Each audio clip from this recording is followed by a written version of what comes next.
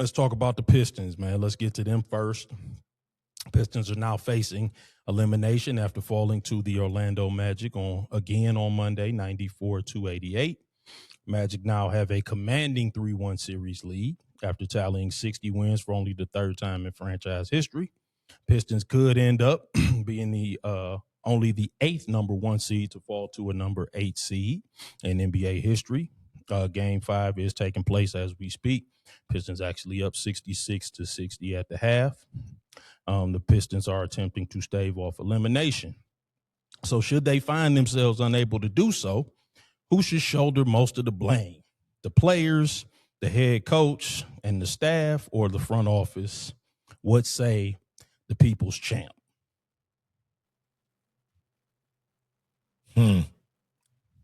This is tough. It's not a tough answer. More or less allocating. Right. Splitting up the blame pie, right? The blame pie. Yeah, because everybody going to get a slice, I would imagine. As this is unfolding live, I think back as it's unfolding to Trajan Langdon's comments at the midpoint. We discussed them. Yep.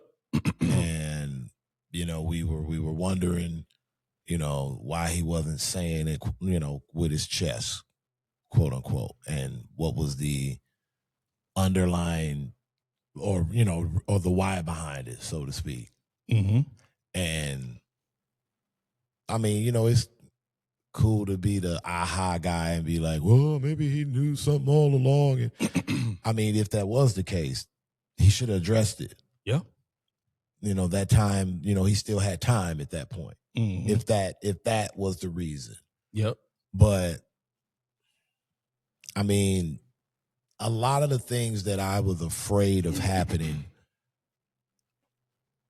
are happening all at once. Like, I mean, it's different if it happens in spurts throughout a game. Kind of flashes his head here and there, but it was like out of the gate with this series, it was a lack of intensity that was confusing to me. Yep. I think what helped us get to 60 wins was the fact that we always played hard. Yep. And they just weren't playing hard. It appeared that way for sure. Especially with game one, it was a lot of sleepwalking in that first quarter. Very lethargic. Yep, and I thought so. And they jumped out. Orlando jumped out all over the Pistons, man. And another thing that we've discussed is that the Pistons needing, at least in my thoughts, needing another game manipulator, a guy that can take the ball and dictate offense. Yep. And manipulate offense efficiently and effectively. We haven't addressed that, and I think that's glaring. The Cade turnovers have been going on. This is year 2. Yep. With the Cade turnovers in the postseason. I think a lot of that can be remedied by giving him another ball handler where he can kind of play off ball, because I think he's that talented of a scorer. Sure, I agree. And then there's the size issue. Isaiah Stewart's playing his heart out, but at the end of the day, he's getting a lot of those blocks because we're giving up second shots. Yep. And I'll let you go on about Jalen Duren, because I mean, he's still young. I'll say that. That's the good news. Right. And he's not a finished product. That's more good news. But outside of that, it's super ugly. And the secondary guys, your Javonte Greens, your Dennis Jenkins, that were helping to carry the water throughout the season, are just nowhere to be found right now. And literally Ron Holland has just been expedited from the playoff lineup. And God bless Tobias Harris. I mean, the only thing I'll give him hell about is his 3-point shooting. But outside of that, he's given us everything he's got. And Yeah, I think he's had a pretty good series, all things considered. yeah, man. But JB Bickerstaff has to be better, man. He's going to win Coach of the Year, and if he ends up, losing this is going to be one of the biggest collapses, in the history of playoff basketball. I believe he has won Coach of the Year, by the way. Oh, yeah, well, Yeah. Well, there it is. So this could make this even more, make it even worse. So, Trajan definitely, I think, share some of the blame if he saw this, and if you have foresight and don't act on it, what are you doing? And of course the players, because they have to understand that there is a level of intensity that you have to ratchet up to once the playoffs start. And like I said, all the things that we were hoping that they could play through, that they were playing through the season. Yep. When it comes down to playoff basketball and it gets down to situational basketball and it's just that same opponent and they pick up those tendencies and, Orlando has more guys that can go get it on their own. It's rough, man. Yep. So, yeah, I mean, I agree that, again, I mean, I think when you slicing up the blame pie, I think everybody is going to get a slice, obviously, Right. As Ray would always say, man, shout out to Ray. Whenever there's a problem, it's everybody's problem. Nobody gets to be like, well, man, I told y'all. Like, no, if you're a part of the process, then you were part of the problem. But I'm of the opinion that the bulk of the blame goes to the coaching staff in this particular situation. And again, the players in the front office are not blameless. But we are losing to a lesser team. Right.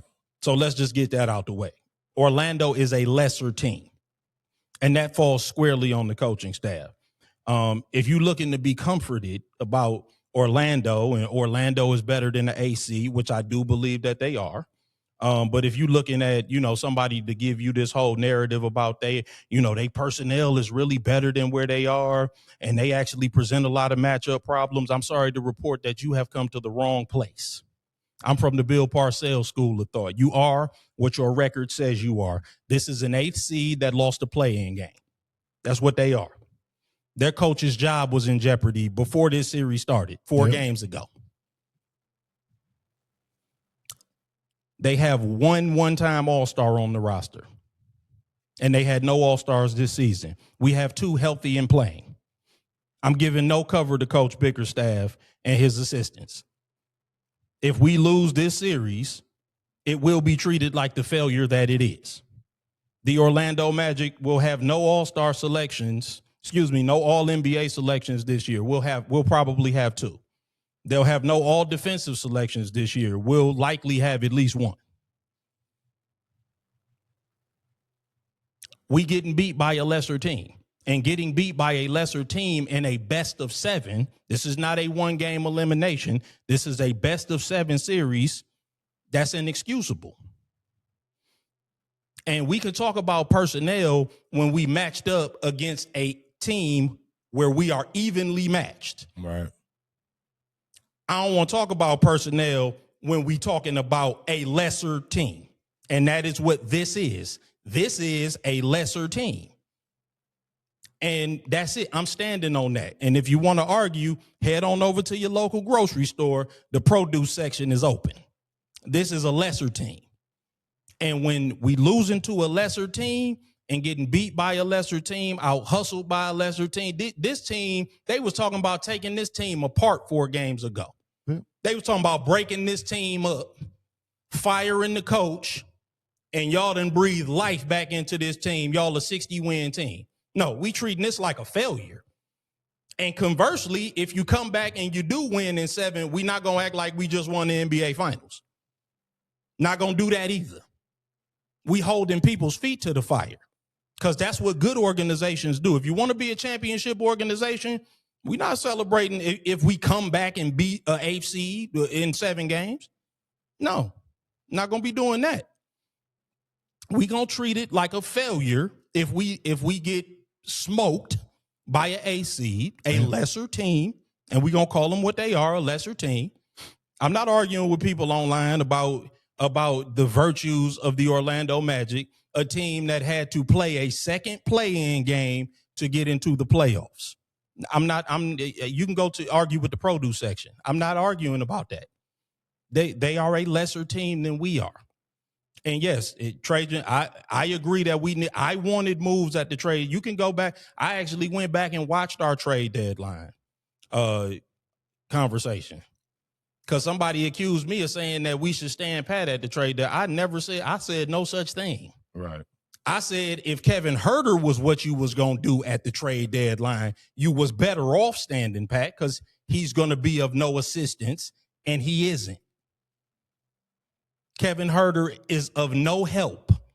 I'm like, he's not going to help us. That was a nothing burger with no bun. That's what I said. I'm like, this is a 3-and-D league, and Kevin Huerter doesn't make us better at either. And he doesn't. When we needed a shot last night, Kevin Huerter was, we didn't pull him off the bench like, hey, we need some shot making. Let's go get Kevin Huerter. He didn't do that. So let's talk about a few areas where the coaching staff is letting us down. Because I thought Jalen Duren definitely looked lethargic through the first 3 games. There ain't no getting around that. And in the playoffs, you got to come ready to play from the first minute of the first game. However, in game 4, I thought he played okay. You know, he was all right. He was more like himself. Also, I think he's probably playing the best defense that I've seen him play. He has 7 block shots in 4 games, and he averaged less than a block a game during the regular season. So I thought he played, much more like himself offensively in game 4, but we just failed to get him the ball in the mid post and the low post. And the same with Tobias Harris. He won his matchups in the mid post and the low post, particularly late in the game, and we just failed to go back there.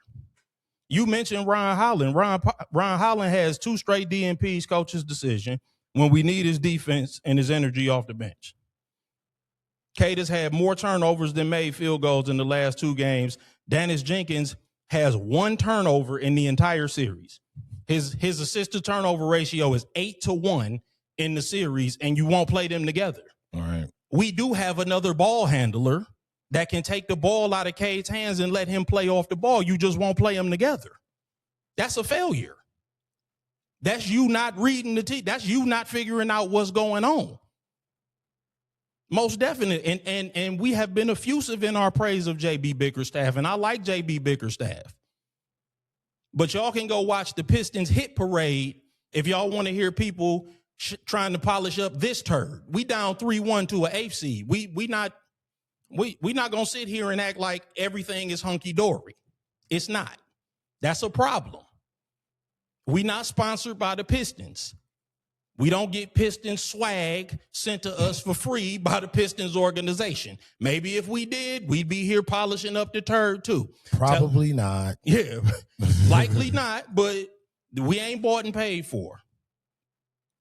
What we do here, we owe you honesty.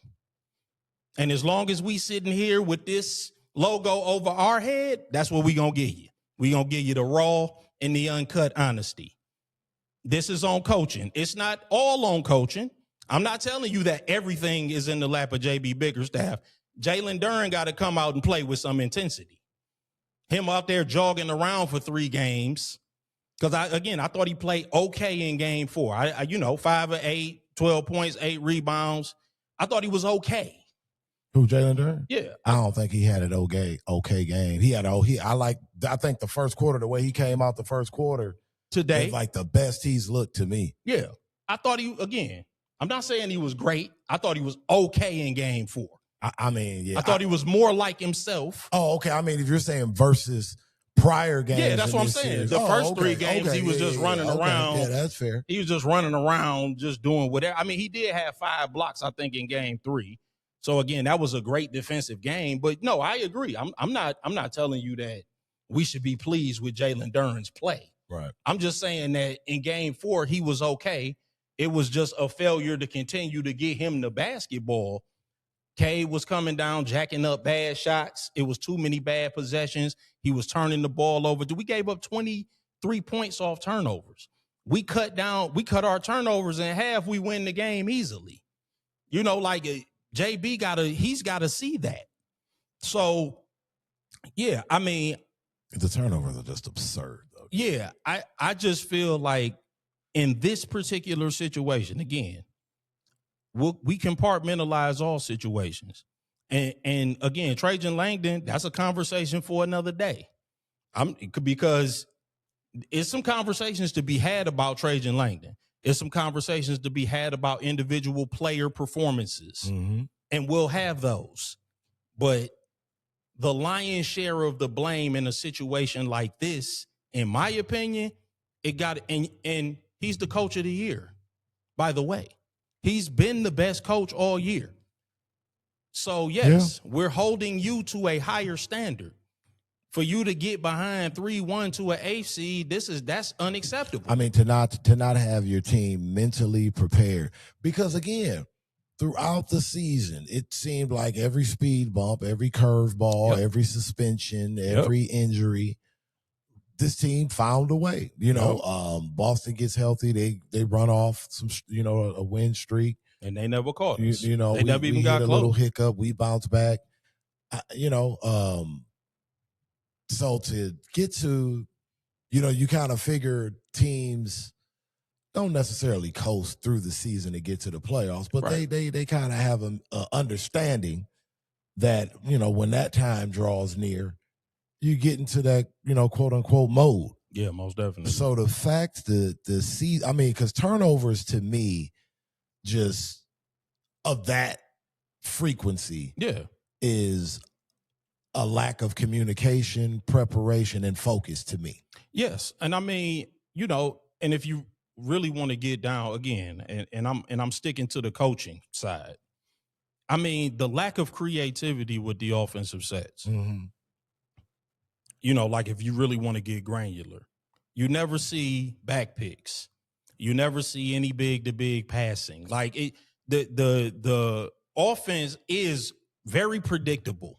That's why Orlando picks up on it so easily when we have to play at a half court slower pace. Yeah. Very easy to pick up on. But we don't have shot makers. I get it, but then you have to be very creative with how you draw up plays. I mean, we can't just lazily run high screen and roll and then flare guys out to the corners. Like we have to run back picks, horn sets, a lot of motion, we have to run cross screens, side pick and roll. Like we got to be very creative with our sets. Like everything has to be, if you can't beat them strictly with the shooting, then you got to be extremely creative with the way that you run, because we not the only team in basketball that don't have shooters. I mean, I think you're right, but I think in the playoffs you can't go away from who you are. Now I get if they have extensions of what they do in terms of their offensive concepts in the playoffs. Right. You have to have wrinkles. But to to kind of totally change. No. I mean, they have a problem where when it comes to playoff basketball, where if one team has more players that can dictate pace and tempo, especially on the offensive end, and you couple that with giving up second chance shots, right, and record-breaking turnovers. Yeah, well, that's what I'm saying. You can win 70 games, and you're going to struggle. Yeah, I agree. I mean, and that's the thing. It's not like Orlando is having some kind of offensive explosion. Right. But what it is, though, they have guys where they can be like, you know what? We're going to give you the ball on this matchup, and you can go kill him. We have one guy that we can do that with. Yeah, but I mean, but again, but they not even shooting the ball well like that. Like, you know what I'm saying? Like we a couple of possessions away every game. If we just don't we gave up 23 points off turnovers. Right. Yeah. I mean, of course, like when they get into the half court, but they're not turning the ball over. Right. If we was just more responsible with the basketball, you know what I'm saying? Like, again, that plays into the offense. The offense becomes predictable. The offense is stagnant. That's the thing. I mean, the defense, like you say, the defense knows what they're doing because they know they can't shoot. Right, I got you. We gonna wait on Cade. We gonna wait on Cade to break someone off. We gonna pack the paint. We got the Pistons up by 7 with 6:37 left in the third quarter. Let's keep that going. 76-69. Hopefully the crowd's making noise, because I swear at the beginning of that game it was like a funeral. Yeah, I mean, of course. You down 3-1 to an eighth seed. I'm like, man, we not. Yeah, I mean, listen, man. This town. Listen, man. This is a honest and a very astute sports town. You know, now fans tend to get emotional, but it's an astute sports town. Like, people know what's going on. Like, this is one of the smartest fan bases that you gonna get anywhere in the country, man. You know, like how they say St. Louis Cardinal fans are smart baseball fans. Like, Detroit Pistons basketball fans are some of the smartest basketball fans in the country. Oh, for sure. So I'm like, these people know what's popping. Like, you can't fool them. And they know, they know what they looking at. But again, if we rebound and we win a 7-game series, we not about to act like we just won the finals, man. It's on to the next series. Because, I mean, it's just it's on to a new set of worries for me. Because it's like, it shows that, okay, the adjustments that we made was to, like, get back to stat quo in terms of, like, beating the teams that we're supposed to. Well, that's what I'm saying. It's a lesser basketball right, team. Man. It was crazy. That's why I continue to emphasize that. Like, if we run into a team that we are equally matched with, and then we start having conversations about a second wing scorer, and we start having conversations about, wrinkles in the offense, and, start having conversations about a second ball handler. I'm like, I'm not having no conversation about no second scorer with Orlando. They are 8th seed. We supposed to handle the 8th seed. I mean, even as currently constructed. Evidently not. And that's where the problem is. Yeah, I'm like, then you got to start looking at the coaching. I'm like, yes, could Trajan Langdon have given us some more personnel? Yeah, but I'm not looking at personnel when we talking about an 8th seed. I'm like, I have a hard time blaming Trey. And again, we going to have some Trajan Langdon conversations. It's some Trajan Langdon conversations to be had.